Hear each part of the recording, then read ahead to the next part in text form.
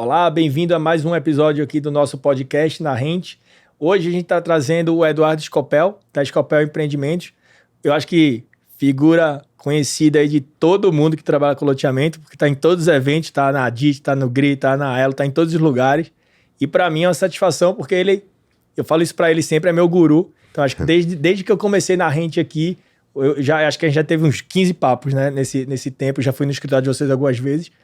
E tô sempre aprendendo e tenho certeza que vou aprender muito com você hoje aqui de novo. Então, Eduardo, muitíssimo obrigado por vir. Finalmente deu certo. Te chamei umas 3 vezes, você vive viajando, né?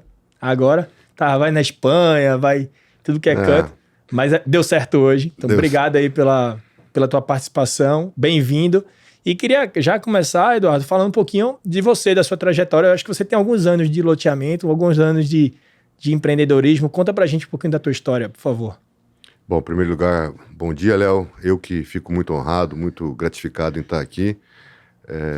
A gente, como empresa e como atuantes no setor de loteamento também, estamos sempre à disposição de explicar e aprender também. Sim. E eu acho que você, você e a Rente, de na área de financiamento imobiliário, de fund de loteamentos, você está com a cabeça muito boa desde sempre e torço muito que tudo dê certo para você, que obtenha bastante sucesso. Obrigado. E tenho certeza que virá, porque você é fácil de falar, a empresa é fácil de fazer, a estrutura que você montou é uma estrutura a 4 mãos entre financeiro e loteador. Perfeito. Que é uma coisa que a gente começou... Desde o começo. Podemos falar isso mais para frente também, sem problema, mas eu fico muito honrado aqui.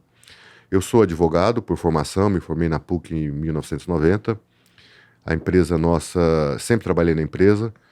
Por obrigação, tive que fazer 2 anos de estágio num escritório de direito de família na época, porque era obrigatório fazer na época que eu fiz faculdade de direito. Mas sempre fiz e voltei. E fiz o estágio e voltei para a empresa. A empresa foi fundada em 1966. Fizemos esse ano agora 57 anos de idade. Mais velho que eu, né? Foi seu pai o fundador? Meu pai é o fundador, junto com a minha mãe. Meu pai já não é mais vivo, já faleceu. Nesses 57 anos de empresa, a gente altos e baixos, como toda empresa, né? E acho que até menos dentro do nosso setor. Acho que menos baixos e menos altos também, porque é mais uma constância, né? Pelas dificuldades de aprovação, de financiamento, né? Sim. Que é o seu caso. Mas muito bem, uma empresa familiar. Ao longo desses 57 anos nós lançamos 202 loteamentos. Esse número que eu queria que você falasse, que é bem impressionante. 202 empreendimentos lançados. No Brasil inteiro. E mais alguns no pipe ainda, né? Mais alguns para lançar. Tem um pipe do tamanho que a gente acha que é adequado para depois das experiências que nós tivemos. A gente hoje com bastante experiência, né? Eu acho que a experiência é muito importante na vida. E você tem que ter o seu arrojo, né? Mas a experiência é importante, né? Eu tenho 54 anos, a empresa hoje... Eu tenho 54 anos, eu sou o diretor-geral da empresa, o meu irmão é o presidente, o Ciro, que tem 61 anos. Nós somos a 2ª geração, foi fundada pelo meu pai. Depois veio o Maurício, que infelizmente veio a falecer, meu irmão mais velho. O Maurício foi presidente da Elo, foi vice do Secov, foi uma pessoa muito conhecida no setor também. O Ciro assumiu a posição dele muito bem, ficou vários anos como presidente e vice-presidente do Secov, que eu acho que é uma função que a gente tem que fazer também. Tem muito loteador grande, pequeno, médio, mas que, na verdade, são poucos que contribuem no Secov e na Elo, especialmente na Elo, que é o nosso setor mesmo, a nossa entidade, que é importante, que vai passando tudo. Pode passar elefante e você não está vendo em termos de legislação, em termos de GRAPROAB, de tudo, né? Aliás, até o GRAPROAB O GRAPROAB que existe no estado de São Paulo foi uma lei criada, um projeto de lei criada dentro do nosso escritório pelo meu irmão Maurício, o Ciro e o Ronaldo. E levamos lá para o governador Fleury, e aí depois virou o balcão único de aprovação, e depois virou no ano seguinte, em 91, o GRAPROAB, né? Que também, só quem está com o umbigo no balcão dentro da entidade sabe quais as necessidades, os anseios do setor e vai trazer para o governo, né? Para o público, para ver se atende às nossas necessidades. E o GraProab foi uma maravilha, porque antes do GraProab você tinha que ir na CETESB, na SMA, na PGE, e só aprova se o outro aprovar, e como é que você fica? Aí juntou tudo num lugar só. Muito bom. E deu uma otimizada. E está sendo copiado bastante por outros estados, por outros municípios. Né? Deveria, porque é sensacional, né? Em São Paulo você tem muita informação por conta do GraProab. E boa parte das matemáticas que a gente faz aqui para auferir o tamanho do mercado é com base no GraProab. Que são informações abertas, são informações relevantes, são informações confiáveis, né? E nos outros estados não tem isso, né? Não tem. Tem alguns estados que estão começando a criar, e tem alguns municípios também que já estão criando o próprio GraProab também para fazer um tipo de um GraProab dentro do município também. Então é isso, a gente só faz loteamento. O meu pai começou fazendo chácaras residenciais na Raposo Tavares, na década de 60, começo de 70, depois ele virou a chave e foi para Popular, fez muitos loteamentos populares em Francisco Morato, Franco da Rocha, Jandira. Um ano que ele lançou lá 6, 7 mil lotes só no ano, em 78, 79. E aí veio a segunda geração, o meu irmão mais velho, o Maurício, e o Ciro. Eu era mais novo, né? E aí começou a diversificar, para não ficar só dentro de loteamento, mas diversificar entre médio padrão, alto padrão e social, né? Cidades diferentes também, etc. Mas dentro do estado ainda também, só dentro do estado de São Paulo. E depois, hoje a gente faz todos os segmentos, tudo. Hoje a gente também tem uma terceira geração com meu sobrinho, meu filho também que está ainda na faculdade, mas acho que é importante você ter, dentro da estrutura de uma empresa de loteamento, você ter dono, né? Sim. E ter continuidade nos negócios. Eu acho importante isso. Então é isso que nós somos hoje. Estamos trabalhando, normal, uma empresa de dono, né? De familiar. E está indo para a terceira geração já, né? Está indo para a terceira geração. Quem é que está entrando aí? Seus filhos estão entrando? Não, meu filho faz... Uma vez eu fui lá, ele estava lá. Tava. Mas a faculdade que ele faz, que é o INSPER, é difícil, né? É puxado. São horários bem alternativos, acho que de propósito, para não deixar trabalhar. Mas tá o Fernando, que é o filho do Ciro, que está há 8 anos com a gente. O Fernando está há bastante tempo lá. Está há 8 anos, praticamente ele está tocando com a gente, já eu, o Ciro e o Fernando. E o João, se vier, vai ser depende dele, não depende de mim, né? Não quero fazer nada, né? E a sua filha tá também lá? Minha filha faz odonto. Não vai para lá? Não, minha filha faz odontologia, está terminando agora esse ano a odontologia. E o Ciro tem mais alguém fora o Fernando ou não? Tem, mais 2. Tem o mais velho, que tem as coisas dele, os investimentos dele. E a mais nova é arquiteta, mas gosta mais de fazer interior, decoração, tudo, né? Então provavelmente vai ser o Fernando. Tem que gostar, né, Léo? Porque, legal. O Fernando gosta, que eu sei. Pois é, mas... O Fernando é bom. Quando você pega a pessoa e vai lá mostrar, a primeira vez que eu fui levar, acho que o Fernando ou o João, não sei, num loteamento, foi aqui em Itaquaquecetuba, Itaquá. Aí você leva, a pessoa está acostumada aqui a São Paulo, tudo, né? Você leva lá... É uma região mais simples, né? Bem mais simples, tudo. Infelizmente, mais simples, né? Do que eu gosto bastante de fazer. A gente gosta bastante de fazer loteamento mais de cunho social, né? Mais econômicos, né? E assusta um pouco, né? Porque às vezes os lugares não são bonitos, são até perigosos, então. Mas, pai, aqui que você... Foi o João. Pai, mas é aqui que você faz, tem certeza? Eu falei, E tem que ir, você tem que ir. Que é Brasil é assim, exatamente. E você tem que ir, você tem que pegar um carro, ir para Taubaté, ir para Ribeirão Preto, ir para Campinas e voltar no mesmo dia. Você perde meio-dia, perde um dia. Então tem que gostar de pisar no chão, tem que gostar de pisar na terra. E não são todos, né? Não é todo mundo que gosta de sujar o sapato, né? Você tem que gostar. Final de semana, até os 40 e poucos anos de idade, eu passava os finais de semana nos plantões de venda. Porque é onde acontece. Porque você lançava muito também, né? Não é nem que lançava muito, você tem que acompanhar, que é tudo que você faz se resume lá a uma equipe de corretores que vão tentar traduzir 2, 3, 4, 5 anos de trabalho que você fez na aprovação. Perfeito. Então você tem que tentar traduzir isso para a equipe de vendas, né? Sim. Para a equipe de vendas, para que ela saiba falar, saiba explicar, enaltecer, valorizar o trabalho nosso, né? O conceito, né? O conceito de um loteamento aprovado, legalizado, com fundo, com financiamento, perdão. E tem que gostar, não é todo mundo que gosta. O setor de loteamentos, ele é mais... Não é você estar nos Jardins e ir para Tatuapé ou ir para Pamoca, para a Zona Norte e voltar... Esses já foram loteados há dezenas de anos atrás. E começaram como loteamento. Exatamente. Tudo começa no loteamento, né? Exatamente. A gente esquece disso, mas São Paulo foi um loteamento em algum momento, né? Exatamente. Você falou muito de altos e baixos, né? E consegue lembrar, assim, quais foram os anos mais difíceis para a Scopel e quais foram os melhores anos? E o que você atribui a isso? Eu acho que é o que eu falo. Quando eu comecei a falar, eu falei que dentro da economia em geral, acho que nós sofremos menos, porque demora mais para aprovar. Sim. Não é um prédio que você bota em 4, 6 meses, 7 meses, você coloca em pé. Loteamento, em média, você demora 2, 3 anos para aprovar. Então, se tem uma cidade que está com carência habitacional, aí todo mundo, não é igual aqui que eu sou mais velho que você, né? Eu posso falar, teve a época dos flats. Ah, flat agora tá bom, não sei o quê. Aí lançaram 1 milhão de flats em São Paulo. Ficou ruim. Aí ficou ruim. Aí lançaram os escritórios comerciais. Ah, agora é lajes comerciais. Lançaram lajes comerciais pra caramba, entendeu? Porque é rápida, né? Loteamento, pô, lá vamos citar, sei lá, qual que é, em Sorocaba a demanda tá muito boa, precisamos lançar lá. Pô, para eu chegar e lançar um loteamento, seja econômico, médio ou alto padrão, vai demorar 2 anos. 3 anos. Depois que você fez o projeto, então você a demanda só vai aumentar. Então não supre a demanda tão rapidamente. Assim, você não consegue ter oferta tão grande para uma demanda assim. Então, por causa disso que é mais alto. Mas eu acho que nós tivemos, sim, excelentes momentos de venda. Essa época do meu pai, de 79, foi 79, 80 por ano. Só o que ele lançou esse ano é maior do que muita loteadora no Brasil. Mas muito maior que loteadora em volume de venda. Então foi um ano muito bom. A década de 90 também foi uma década muito boa. Agora está sendo agora que nós saímos de uma sociedade, também está sendo uma época de felicidade muito boa. Claro que esbarra hoje em loteamento. E os momentos ruins que a gente tiveram foram mais especificamente com sociedades. Meu pai, no começo da empresa, ele fez uma sociedade. É difícil porque o loteamento cada loteamento é uma empresa, né? Sim. É como se fosse uma empresa. Hoje é uma SPE, mas desde antigamente a gente tratava como uma empresa, né?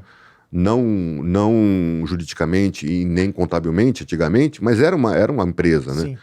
Era como se fosse uma business unit, né? Exatamente. Uma unidade de negócio específica ali. Exatamente. E meu pai teve uma sociedade lá atrás, e depois eu tive uma sociedade com um fundo americano que também começou bem e terminou ruim. Quando foi que começou essa sociedade? Do meu pai? Não, com o fundo. O fundo, a sociedade com o fundo, a gente estava em 2006, num momento muito bom da empresa, muito forte, e estava um momento de mercado de capitais muito forte no Brasil também, 2006, 2007, né? E todo mundo fazendo IPO, tudo, parará. Aí a gente falou, eu com uns sócios nossos, do ramo imobiliário também, vamos botar Scopel nisso aí também. A gente contratou o Pactual na época, com o GBTG, né? Falamos lá com todas as pessoas lá, os presidentes, tudo. O pessoal aconselhou a não ir para fazer IPO. Aconselhou a fazer um M&A. Acho que IPO, as crenças que estavam sendo atribuídas para as empresas do mercado imobiliário estavam erradas. As premissas, não as crenças, né? VGV, tinha que focar em caixa e lucro e dinheiro, né? Sim. E o pessoal estava recomendando e estava em outra premissa, né? Que não É o que está acontecendo com a gente aqui em startup, né? Também. A geração de caixa. Agora tá olhando mais para a geração de caixa. Antigamente você estava olhando muito mais em crescimento, em growth, em outras coisas. E se falava muito em VGV, e muito em lançamento, tudo. E ele falou, não vamos fazer um M&A. A gente contratou eles, fizemos um processo durante um ano, um M&A formal. Tivemos 22 propostas. Aí você vai afunilando dentro de um processo M&A, né? Você vai afunilando, no final afunilamos em três empresas. O que nós fizemos? Nós pegamos o que era esse M&A. A Scopel tinha 37 projetos a serem lançados. Nós colocamos numa NewCo é uma new company, numa nova empresa, e junto com outro sócio. E assim colocamos os projetos e 17 funcionários. E o fundo colocou dinheiro para gerir essa empresa.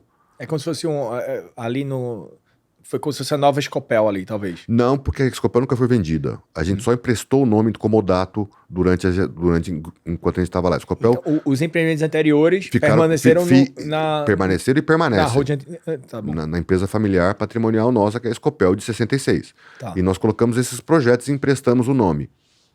A gente tinha até uma certa resistência em colocar o nome, podia ter outro nome, que era um misto dessa outra empresa, desses outros amigos nossos, mas enfim, o fundo pediu. Era um nome forte, né?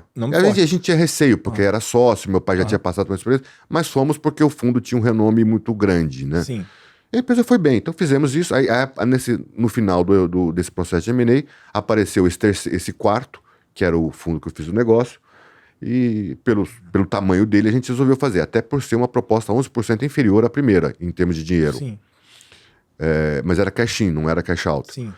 E fomos. Primeiro ano foi bem, 2 milhões de lucro, segundo, valores históricos, né? Depois vai para 14, depois para 58. Aí em 2011 bateu 101 milhões de lucro líquido, valores históricos. Aí o fundo se animou. Isso em 2011. E se animou muito, estava muito animado, tudo. Isso foi uma parte ruim, né? Você está perguntando as partes boas, foram os grandes lançamentos que a gente fez no ano 90, 2004. Já também que respondendo já a próxima pergunta que eu ia fazer, né? Pode fazer. Não, na verdade, a gente fez um episódio aqui com o Rafael Felizola, né? Eu ouvi. Que foi um dos caras que tocou a operação da Carlyle aqui no Brasil, né?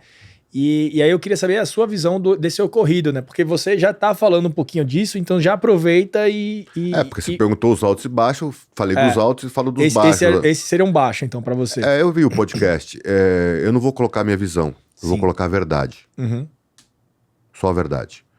E em 2011 a empresa estava muito bem e o fundo se animou. Deu esse lucro aí de enorme, 101? 101 milhões. Histórico, né? Isso em 2011, não sei quanto seria hoje. Sim.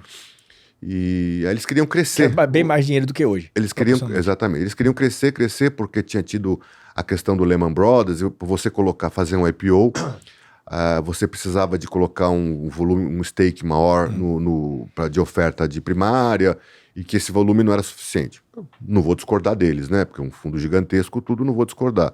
Mas aí veio os processos normais que a gente sabe hoje, acho que não só eu. Acho que o Brasil sabe hoje, né? A gente era muito inexperiente, né? Com toda humildade eu falo isso, de ter ouvido eles, né? E, vamos crescer, mas crescer você vai precisar de dinheiro, né? Não dá para só ficar securitizando e fazendo e queimando recebível para continuar o crescimento, vai precisar de extra dinheiro, né? E, deixa que eu coloco. Aí começou a brincadeira, né? Aí a gente tentou fazer outras captações que não fosse dele, porque ele fez uma proposta muito indecente, e como nessa empresa eles tinham 55%, eu e o Ciro tínhamos 35% e os outros sócios 10%. E eles praticamente injetaram uma debênture em dólar a 30%. Uhum. Isso não é justo. E exerceram o poder de maioria deles, que eles tinham nessa empresa, e acabou, né, Léo? Uhum. Aí ficou uma situação completamente desfavorável, não saudável, não feliz. E começou o processo de squeeze que os fundos normalmente... A gente sabe disso hoje, né? Sim. Não estou falando só o que aconteceu comigo e com um monte de gente, né? Sim. Infelizmente comigo, né? E começou um processo de squeeze que eu vou botar, eu faço tudo, governança, executivo. A gente estava com 120 funcionários e fizeram um plano paralelo da gente para 240 funcionários. E eu e o Ciro não aprovamos e eles aprovaram. A empresa dobrou de tamanho, não tinha condições, porque você não acha profissionais do mercado do loteamento de uma hora para outra. É muito específico. Exatamente, é muito específico. E aí estressou o relacionamento. Não chegamos a brigar. Aí foi um processo que demorou muito, essa saída, essa dissolução de sociedade, demorou 9 meses. E nesses 9 meses nós chegamos a comprar parte do fundo. Uhum. Apertamos mão, tudo, eles voltaram para trás. Putz, seria o melhor do mundo, né? Sim. A gente ia substituir o fundo. Tivemos uma proposta para comprar a parte deles também, eles não aceitaram, achavam que valia o dobro. Eu falei, então compra a minha por esse valor.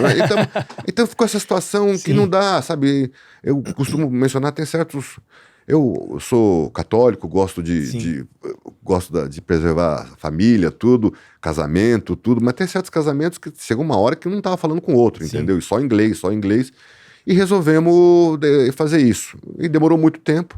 Aí eles saíram, imediatamente, quando eles saíram, a gente retirou o nome de tudo, de placa da empresa, tinha 100 e tantas SPS, retiramos tudo e saímos com 6 projetos e fomos cuidar da nossa vida. Voltamos para a empresa antiga, claro, sofremos aí um pouco, né? Um pouco não, mas sofremos porque... Um baita de aprendizado. E 5, 6 anos dedicado 100% do nosso conhecimento, expertise dentro daquela empresa, né? Essa empresa ficou com eles, voltamos para a nossa com 6 projetos que foram lançados, vendidos, continuamos a vida, né? Do tamanho que a gente acha certo, que a gente não concordava com o tamanho de empresa e não concordamos. E falo isso para meus amigos loteadores que nesse ano de 2011 nós chegamos a lançar 23 loteamentos num ano e vender 17 mil lotes. Mas eu não vi. É impossível. Eu não vi. Então lançou em Rio Branco, lançou não sei aonde, começa a não ver. e você começa a perder a margem, você começa a cair em riscos não de até mesmo escolher o terreno ruim, né? Você termina falando, pô, eu tenho pressão de caixa, que é muito que eu falei no outro podcast, né? Eu tenho pressão de uso do dinheiro, né? Por conta de um crescimento que precisa ser entregue por conta das metas que foram estipuladas pelo fundo, e você passa a escolher, talvez, empreendimentos que você não escolheria se você estivesse fazendo na sua velocidade normal, numa né? velocidade que você tem um controle. Por causa Perfeito. que eu acho que uma empresa de loteamento, ela não é uma indústria que você coloca minério de ferro e sai o carro do outro lado, não é um entendeu? moedor de carne. Exatamente. Você tem órgãos públicos, você tem prefeitura, você tem estado, você tem cartório de registro de imóveis, você tem um consumidor do outro lado que é exigente, você tem uma carteira de recebível, você tem as obras, você tem problema na obra, enfim, você tem que ter, eu acho que tem que ter dono. Eu falo que Exato. a empresa familiar com orgulho, mas vou falar que a empresa tem que ter dono, de Sim. permanência, com permanência que eu digo é com perpetuidade do negócio, porque não pode, eu gosto, a empresa é extremamente profissional, é super profissional, em termos de tecnologia, de tudo, mas acho que tem que ter um dono. Acho que toda empresa de loteamento tem que ter um dono. Sim. Não dá as empresas, você vê, não só do setor de loteamento, se você pegar as empresas do mercado imobiliário, de construção, imobiliárias, loteadoras, graças a Deus não quero citar nomes e nem vou, você vê as que tiveram dono e as que não tiveram dono. Hoje o que aconteceu? Em todo setor, na área de residencial, de empreendimentos residenciais do Brasil. Uhum. Você vê as que perpetuaram e as que permaneceram. Em todos os setores, tanto de corretora, loteadora, a construtora. Só você vê hoje quem abriu capital, 25, 30, e quem permanece hoje. Estão lá. As que estão firme e sólido, entendeu? Sim. Porque eu acho que você tem que ter lá a responsabilidade. Eu acho que você tem que ter alguém que tem que pagar a conta no final, né? Sim. O que é que aconteceu de bom nesse período? Você começou em 90 ou você começou antes de 90? Só para encerrar esse assunto, então eles ficaram com a empresa, nós ficamos com a nossa, nós estamos hoje tocando a nossa vida, normal. Eu não sabia que eles tinham ficado com a empresa, não. Ficaram com a empresa grande. Achei que eles tinham saído. O fundo botou mais 900 milhões de reais na empresa, não precisava de nada, precisava de 100 milhões para terminar as obras, tinha carteira, tinha tudo. 8 anos depois eles entraram em RJ. Quem estava certo? Caramba. Quem estava certo? Empresa grande ou empresa com controle? Com certeza, certeza o não. Mundo, não precisa falar nada. Quem estava certo? Né? E até, talvez, até uma mentalidade de botar excessivamente dinheiro onde não precisa. Talvez loteamento, eu vejo incorporador de forma geral, loteador aqui no Brasil, muito aquele cara que faz a conta dos centavos, né? É um cara que ele é mais minucioso, mais cuidadoso, não gasta em excesso, principalmente em custo fixo, né? Você vai fazendo... Exatamente. E aí a cabeça, muitas vezes, do fundo é o contrário. Acha que 9 mães faziam um filho em um mês, né? Não dá. É exatamente a pressão. Além de ter, hoje, a gente está num estado de espírito muito mais leve, Léo. Você não me viu em 2013, 12, 14, a gente estava muito complicado. Muito estressado, exatamente. Obrigado pela palavra. Mas hoje eu tô feliz, entendeu? Empresa menor, com controle e tudo. E essa pressão que você falou, que não existe, que é um fundo de private equity, um hedge fund, ou qualquer outro, é uma pressão, é uma cobrança.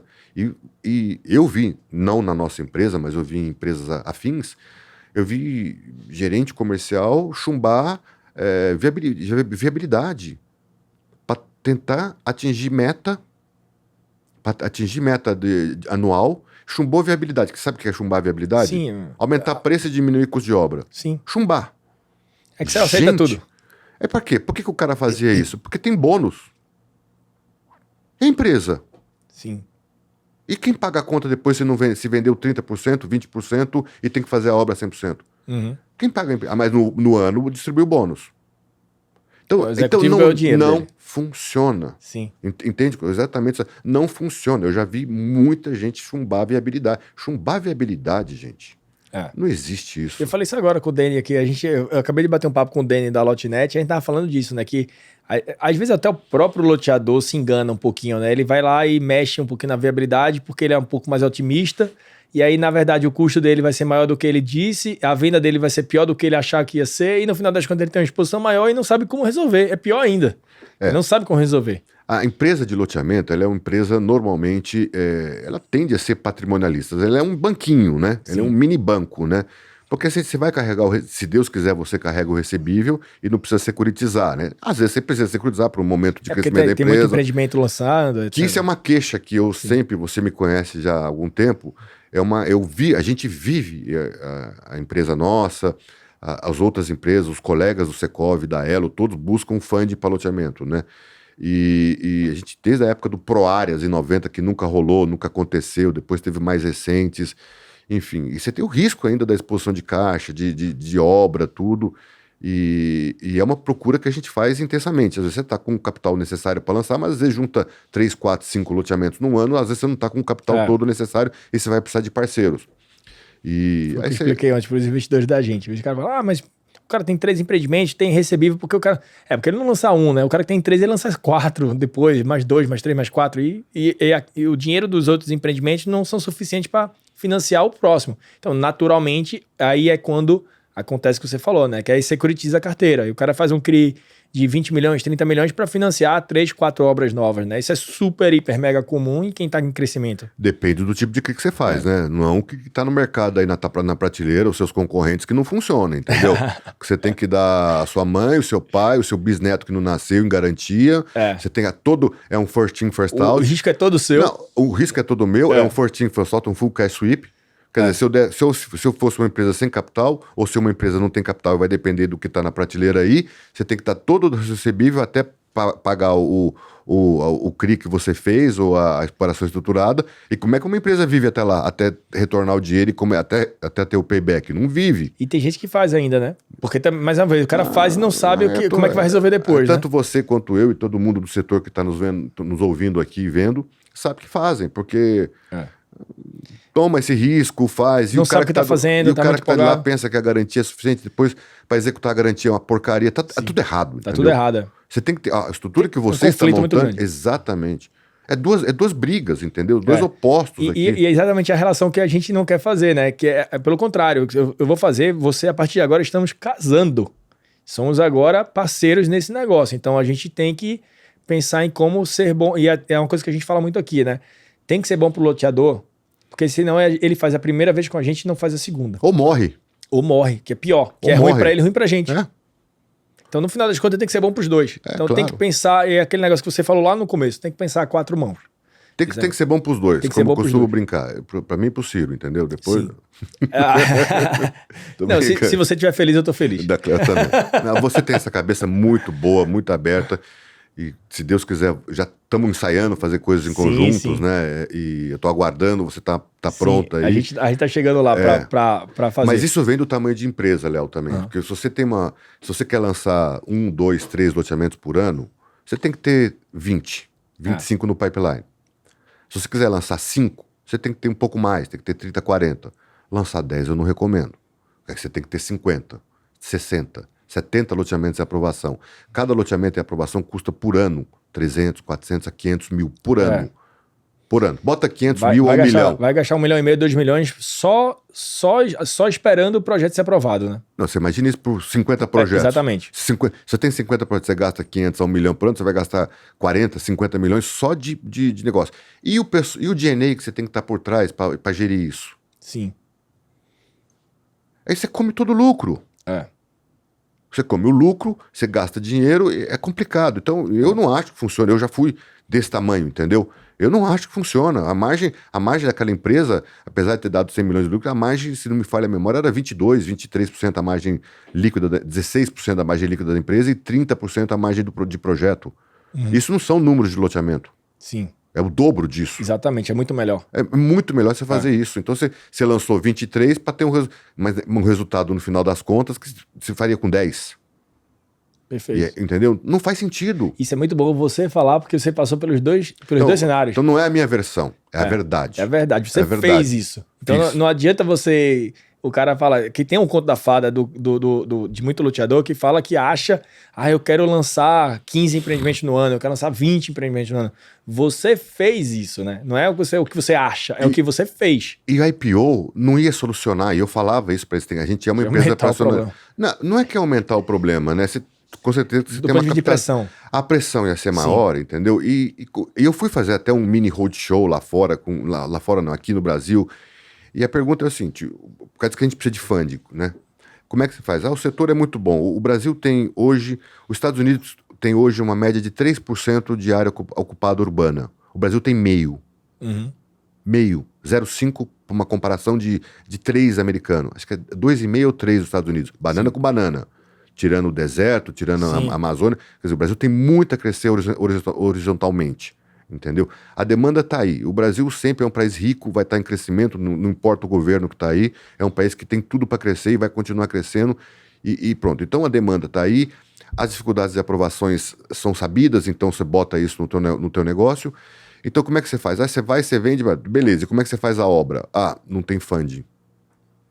O Brasil ainda não tem funding estruturado como tem para o setor de construção. Como tem incorporação vertical, vertical, não tinha, nem um IPO ia funcionar, porque como é que o investidor lá da Alabama, de Londres, mas se não tem funding, então essa aqui é uma empresa que tem que ter um capital intensivo. Eu não quero. Então por causa que tem o tamanho certo. Fora entender o mercado, né? Porque não entende nada do mercado. Exatamente. E eu acho que as empresas são regionais. E eu não sei porque o fundo não me falou isso, entendeu? Ele queria ser nacional. Porque as empresas nos Estados Unidos são regionais. Você tem empresa de loteamento no Texas, você tem empresa de loteamento na Flórida, tem empresa de loteamento na costa oeste, sul, leste, centro e norte. São empresas regionais, eu conheci muitas delas. E são empresas grandes e regionais. Nenhuma é nacional. O loteador, ontem, só um parênteses, eu estava falando com o loteador, eu te falei, e aí ele, que não é loteador na verdade, né? É um investidor de loteamento. E aí ele fez uma provocação para mim. Me fale um incorporador brasileiro que atua no Brasil todo. Incorporador de qualquer coisa, tá?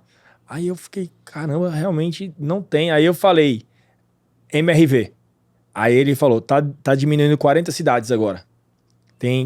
Agora o plano deles é reduzir. Então, quer dizer, eles expandiram, cresceram, e mesmo com as parcerias, agora tá voltando 40 cidades atrás.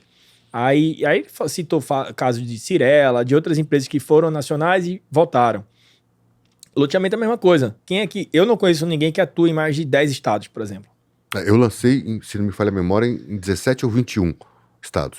E aí agora voltou e agora é só São Paulo. Eu saí do fundo, dia 13 de maio, nós assinamos a dissolução lá em 13 de maio de 2013. 13 de maio, libertação da escravatura. E essas pessoas, todo mundo, a gente sofreu, eles sofreram. Foi ruim pra todo mundo. Foi ruim pra todo mundo e todo mundo menos hoje... Os advogados. Os advogados. Foi ruim pra todo mundo. Uns sofreram muito menos, o fundo é gigantesco, sofreu muito menos, as pessoas sofreram muito menos, mas no final tudo se resolve, né, Léo? Você tem que ter uma visão positiva, otimista, tudo se resolve. E de humildade, essas pessoas hoje procuram a gente até para investir nos nossos loteamentos. Exatamente. Essas mesmas pessoas que participaram da sociedade lá atrás nos procuram hoje para fazer investimento em loteamento, entendeu? Isso é um sinal de que confio muito em você. Quem estava certo, né? Exatamente, confio muito em você. Não eu e o Ciro, não a gente estava né? certo. O que a gente entende do setor está certo, né? Eu vejo loteadores aqui, eu não quero citar nomes, mas que não foram para M&A, que para IPO, amigos, a gente conhece bastante os loteadores, que estão felizes, estão tranquilos, que não teve esse crescimento e voltou. Pudera eu não ter feito isso, entendeu? Ter continuado do jeito que estava, entendeu? Maravilhoso. Mas são empresas sólidas, que entregam obra antes do prazo, obras bonitas, caprichadas, mantêm um relacionamento com o cliente lindo e maravilhoso, entendeu?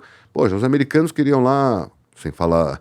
Sim. O fundo queria colocar lá atendimento de CRM terceirizado. Cara, alô, atende lá em Uberlândia, atende lá em Londrina. Pô, não entende também nada. Não funciona. Não entende nada. Sabe o sotaque? A gente tem isso...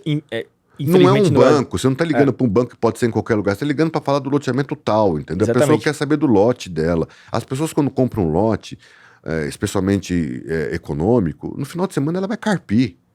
Ela vai cortar a grama, o capim que deixar tá o lotinho bonito. Não é dela, pô. O brasileiro é patrimonialista, entendeu? Exatamente. Ele é patrimonialista, ele gosta de ter o próprio imóvel, né? E esse é o sonho do brasileiro, né? Porque o sonho, a gente fala muito sonho americano, eu já falei isso aqui, né? Que o americano é o sonho da prosperidade, né? Você self-made entrepreneur, né? Que você faz tudo do zero e tal. E é muito bonito. Mas aqui no Brasil a gente dá 3 steps atrás e é, na verdade, o sonho da casa própria, né? Mas o lote é o sonho do sonho. Mas eu não sei se são 3 steps atrás. Eu acho que é cultural. Cultura. Exatamente. Porque eles compram imóvel lá em 30 anos, 40 anos e não trocam, mudam, não sei o quê, entendeu? Muda a hipoteca o tempo todo. O brasileiro, se relançar uma casa igual a outra, dá problema, entendeu? Exatamente. Eu já tentei fazer isso várias vezes na empresa, colocar uma casa. Dá problema, eu ganho um pouco mais, eu quero uma casa melhor. Engraçado que isso é tão cultural. Tão é cultural. Cultura, não é step atrás, Exatamente. não é step back, é cultural. E é tão cultural que, quando eu tô falando com muito investimento, você sabe disso, inclusive um dos fundos entrou em contato com você, tô falando com muito fundo americano. americano. Eu elogiei, recomendei bastante. Obrigado. Ela vai me ouvir, ela sabe disso. Obrigado. E eu nem sabia, vocês são conhecidos, né? Somos. Conheço as pessoas há muitos anos. 40 anos. Coincidência da vida, né? O mundo é muito pequeno. E aí vai explicar pro americano que o brasileiro gosta de comprar terra. Independente de classe social. Porque se você pega uma pessoa que é mais simples, ela quer o terreno para construir a casa dela do jeito dela. E você pega uma pessoa muito rica, ela quer comprar o terreno para fazer a casa do jeito dela. Então, o americano ele é mais prático. Ele chega lá, tem aqueles condomínios gigantes que estão sendo construídos nos Estados Unidos, as casas são todas iguais. Não muda nada, uma casa igual a outra. O cara compra lá e tá ótimo. Aqui não, você tá falando, o cara quer a casa dele, do jeito dele. Sim, mas poderia ser um pouco mais... A legislação, o que atrapalha da pessoa de construir a casa imediatamente é que as prefeituras só liberam a construção de casa após o TVO, após a entrega da obra. E nesse período ela fica 1 ano e meio, 2 anos lá sem fazer nada, esperando a obra estar pronta. Poderia ter uma legislação que permitisse, nesse meio período, a pessoa construir, tudo. Assim, mas porque são 2 leis que regulam, né? A 6766, que é a nossa, e a 4591, né? Então, elas não se falam. Então, poderia estar se falando nesse momento para ter uma agilidade. Mas estamos tentando lá, o pessoal da Secov, da Elo, especialmente da Elo, indo forte nisso. Algumas melhorias para nós, para tentar agilizar e tentar modernizar isso. Porque modernidade tem que estar sempre atento, né? Sim. Hoje a gente lança, você não faz mais placa, você não faz mais folheto, é tudo digital, né? Você tem que estar sempre olhando isso, adaptando. Não só na parte de tecnologia, mas também na pessoa que poder ir no lote, no stand, e poder comprar o lote e a casa. A gente está pensando em fazer isso aqui, mas o modelo que está proposto hoje ainda não é bom.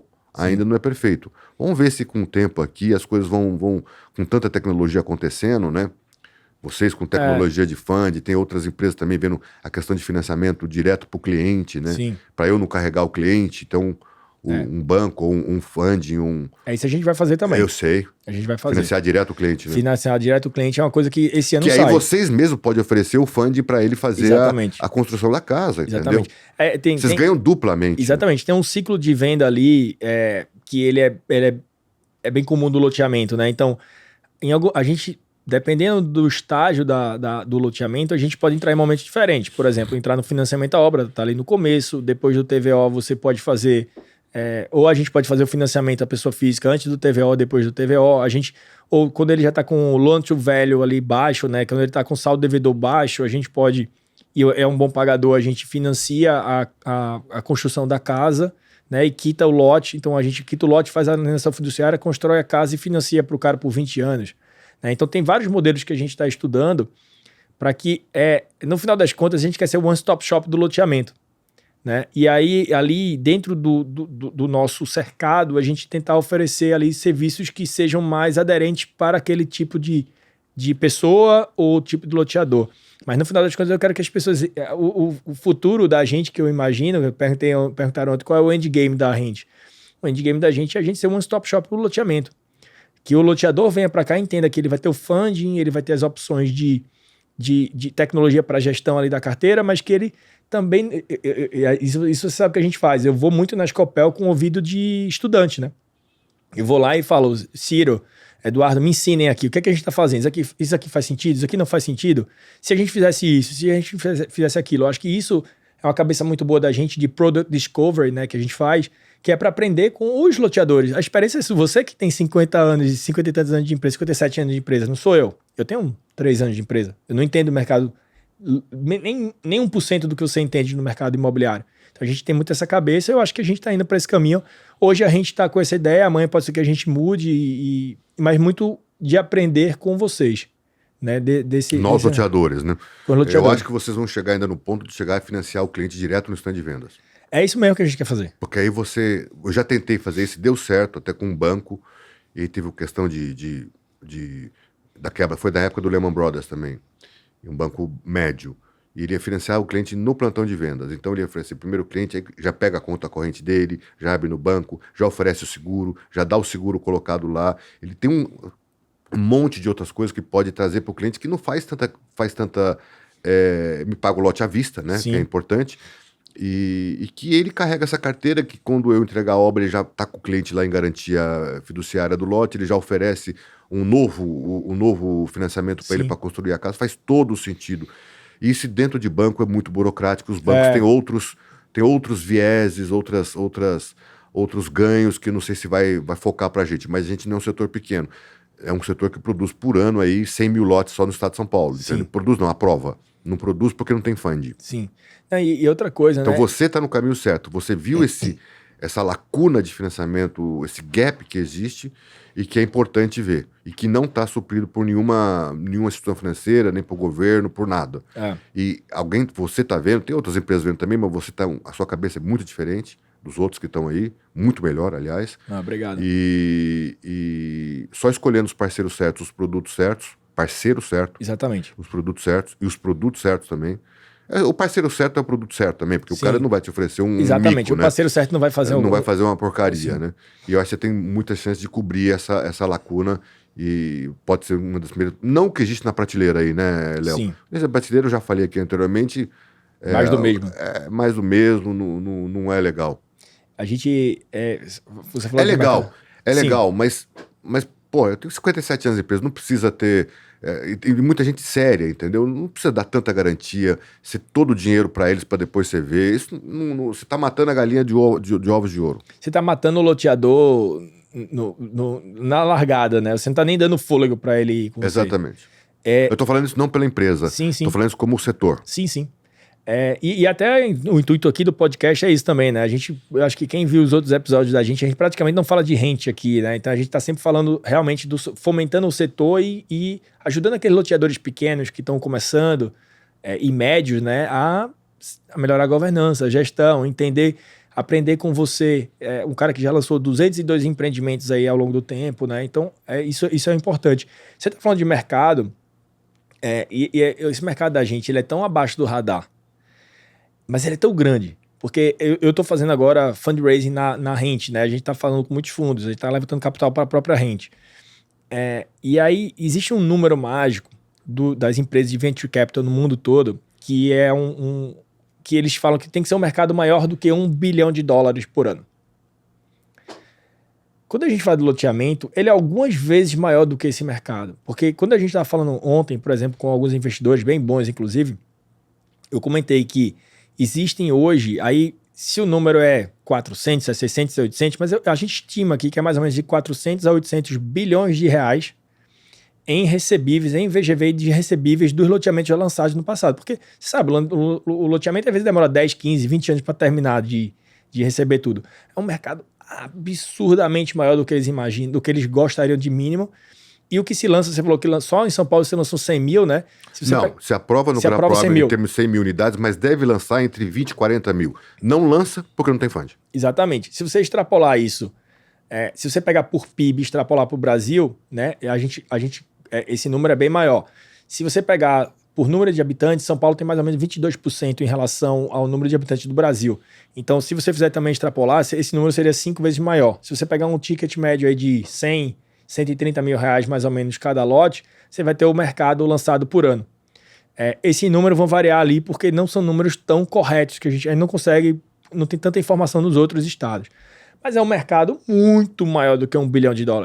Então, assim, quer dizer, tem muita oportunidade aqui no Brasil. É difícil compilar os números do setor de loteamento porque existem poucas empresas de representatividade. Exatamente. Entendeu? São Paulo deve ter 5, 10, 15...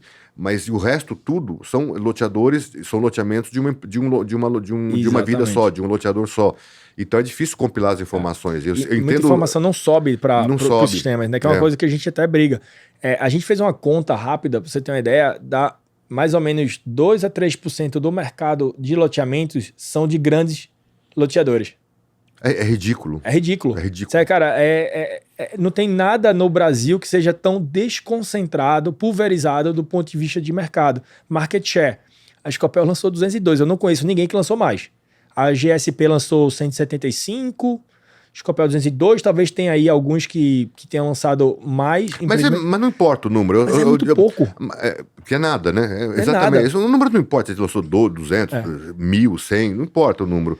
Importa a experiência, que eu acho. Eu acho que Sim. As pessoas têm que ter seriedade, e as empresas... O seu podcast é muito ouvido, você é uma pessoa que fala com muita gente. O que eu queria falar era isso. O setor tem que ser assim, entendeu? A minha visão, a experiência que a gente teve, não só dessa época de 2007 até 2012, mas a que meu pai teve, a que as outras empresas tiveram.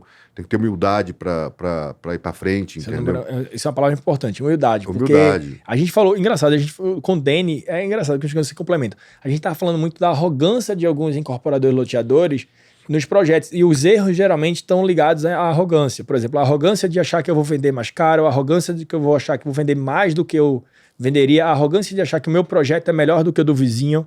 Então, geralmente, a maioria dos erros que estão correlacionados a um fracasso de um empreendimento, quando eu falo com essas pessoas, estão relacionadas a um excesso de otimismo. Eu vou falar arrogância, que é a palavra forte, mas um excesso de otimismo, né? E acho que essa humildade é o que talvez tenha um pouco, que seja um pouco da atribuição do sucesso que vocês tiveram, né? De humildade, de escutar, de aprender, de planejar, de entender o que estão fazendo. Eu tive uma humildade para sair do fundo e não brigar. Exatamente. Eu poderia ter brigado. Exatamente. Meus advogados todos falaram, você briga, você vai ganhar, entendeu? Mas não foi, nós não brigamos, não teve nada disso, entendeu? Mas, pô, pra quê? Era meu sobrenome que tava na placa. Deixa a gente sair com meia dúzia de projeto, cuidar da vida e não falamos mais, tá?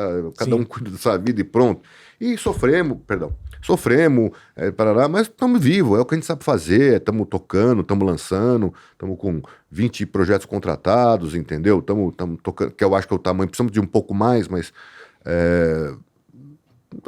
para contratar não é tão difícil assim, então... Esse ano lança o quê? Uns 5? Eu não sei. Se Deus quiser, uns 3, 4 loteamentos.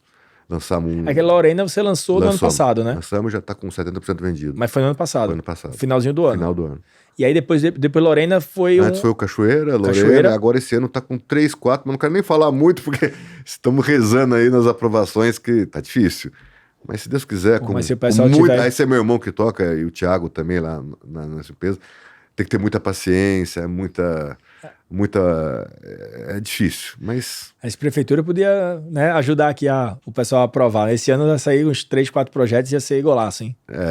Se Deus quiser. Estamos torcendo aí. Vamos ver se a gente chegar lá. Me fala uma coisa, e aí a gente falou muito de problema, né? O que é que... Fala os casos de sucesso, assim, o que é que você lembra, assim, que, cara, esse daqui foi um... Tiveram vários, com certeza, mas vários. O que é que você lembra, assim, de... E o que é que você atribui? A gente fez o Complexo Aruan aqui na Zona Leste de São Paulo, que são 5.600 lotes. Caramba! Foi etapa por etapa, né? Construindo ao longo desde 1990 para chegar numa... Tem shopping, tem escola, tem Magnífico lá. Paulínia, 2.200 lotes vendidos em 4 horas, entendeu? Sumaré. Tem coisas... Eu, particularmente, eu gosto bastante do loteamento econômico, entendeu? Sim. Então, eu gosto muito da pessoa que você vender 2.200 lotes no loteamento legalizado, entendeu? A pessoa está comprando certinha, não tem erro, tá tudo certinho, não tem problema de meio ambiente, não tem problema de saneamento, tem água, tem esgoto, tem drenagem, drenagem bem feita, entendeu? Chover não vai entupir, não vai alagar, tem conceituação projeto. A gente faz os projetos maiores nossos, quando a gente está com um projeto maior, faz lá o sistema. A gente, quando faz um loteamento, projetar, você tem que pensar 50 anos para frente. Sim. Você não pode travar a cidade. Sim. Não pode ser egoísta. Sim. Então, às vezes, tem que deixar uma avenida dupla. Porque senão você vai daqui... Mesmo que gaste mais. Mesmo que gaste mais, mas daqui 5, 10 anos acabou a cidade e você que fez aquilo. Não dá para ficar fazendo isso mais na vida, entendeu? Você tem que ter inteligência. Deixar o legado, né? Exatamente. Então, a gente faz loteamento com o sistema viário hierarquizado pensando em 50 anos, entendeu? A gente, e muita gente, não só somos nós não, algumas boas pessoas também fazem isso. Entregar um asfalto de qualidade. Quando um loteamento é econômico... Visão urbanística. Exatamente. Né? Quando o loteamento é econômico, você faz lá um sistema viário para que o ônibus possa circular, para que a senhora que chega da feira não esteja mais de 500, 800 metros do lote dela no final, entendeu?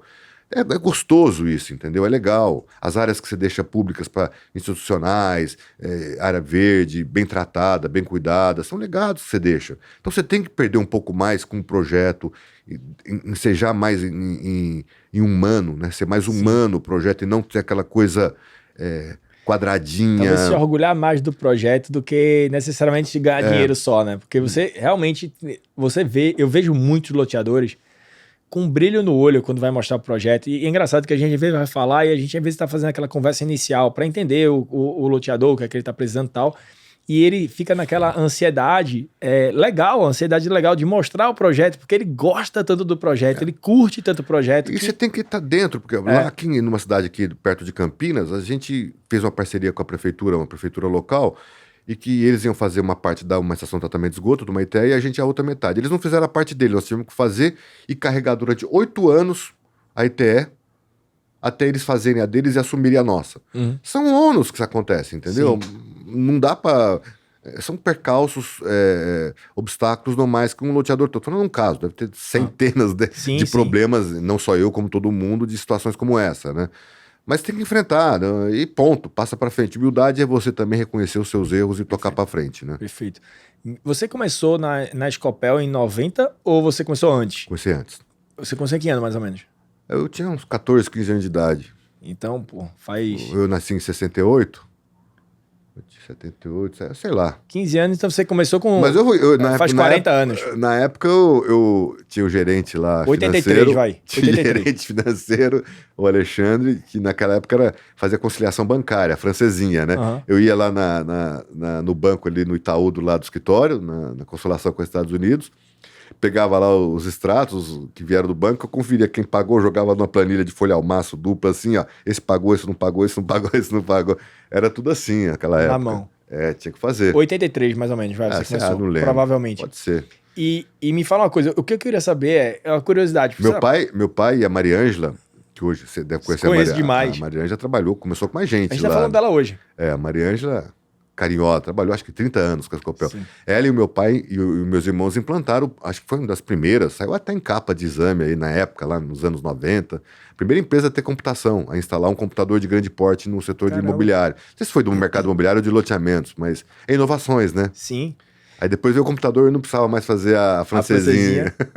E de 80, vamos falar 83 mais ou menos, pra cá, quais são as maiores mudanças que tiveram, na sua opinião, assim, do mercado? Assim? O que é que você mais se impressionou? Que, por exemplo, pode ser do ponto de vista de venda, que antigamente se vendia muito mais fácil, hoje é mais difícil, aprovação, regulamentação, né, enfim, a lei, etc. O que é que mudou? Eu sei que a 6766 é de 79, né?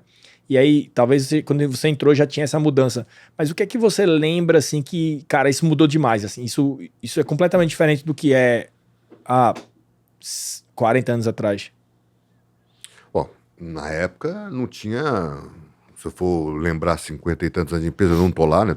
Tô menos tempo, mas exigências municipais muito mais... O que tá correto, né? Sim. Antigamente não se exigia asfalto.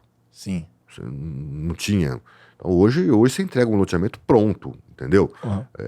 Que é obrigação, né? A gente já começou a fazer isso em 80, né? Mas você tem que deixar o negócio pronto. Isso mudou muito. Antigamente não fazia isso. Recentemente, a mídia online, né? Tudo a mídia online, você tinha um custo de 3, 4, de 3 a 5% de custo de propaganda. Isso diminuiu para 1, 2, entendeu? Isso é uma acessibilidade muito grande. Mas eu acho que o que está para vir, Léo, eu acho que é muito mais agora, de hoje para frente, em termos de fund, em termos de obra, o maquinário mudou muito, entendeu? De obras, a sistema de gestão, vocês têm um sistema excepcional de gestão de recebíveis, de carteira, nós também temos nosso, né? Mudou muito, antigamente você tinha que ter 20, 30 pessoas para 40, assim, dependendo do tamanho da empresa, né? Para fazer gestão de cliente, hoje você tem tudo computarizado, boleto online, WhatsApp, tudo, tem mudado, e eu acho que vai mudar muito mais, eu acho que a velocidade está sendo muito mais... O que é que você acha que pode mudar aí nos próximos anos? Não sei. Não sei. Acho que o build de funding, com certeza, né? Porque eu sou da época do não celular, Léo, então acho que vai mudar muita coisa. Época boa, inclusive, porque hoje em dia esse celular atrapalha a gente pra caramba. É bom, mas é ruim. Não, mas é bom. Facilita, tudo facilita, tudo moderniza. Eu acho que vai ter uma facilidade muito maior de comprar lote. A própria assinatura digital hoje já é recorrente na empresa, a não ser para loteamentos mais econômicos, é um pouco mais difícil. Então, acho que vai mudar muita coisa. Acho que obra também, funcionamento da obra vai ser mais fácil. Acho tudo. A gestão de carteira melhorou muito. E eu acho que tem de tudo a melhorar muito mais. A gente fica lendo o jornal e vendo essas chat não sei o que da vida, tudo. Acho que vai funcionar muito mais. E a gente tem que estar dentro, tem que pular na frente e estar acompanhando tudo. O difícil é conseguir se manter atualizado, né? Porque até pra gente que trabalha com tecnologia, às vezes as coisas vêm muito rápido, né? Você falou de assinatura digital, etc. A gente vai lançar, provavelmente, quem estiver assistindo aí muito tempo depois, talvez a gente já até tenha isso, né? Mas a gente vai lançar uma solução bem legal para assinatura digital, mesmo no econômico. Com o registro de cartório, bonitinho, vai ficar bem legal. Depois a gente conversa sobre isso, que até eu quero pegar o teu feedback sobre isso que a gente está fazendo depois. Eu te falo, nós lançamos agora em Lorena, com loteamento econômico. A gente teve uma recusa, não é uma recusa, mas os clientes quiseram assinar o papel. Então, não sei se é uma questão cultural que precisa atender. Muita gente não tinha assinatura digital, não tinha o DocSign. Porque tem que ter o CPF. Exatamente. E muitas pessoas não têm o manuseio no celular. Não, o celular. Sim. O celular é mais limitado, Sim. entendeu?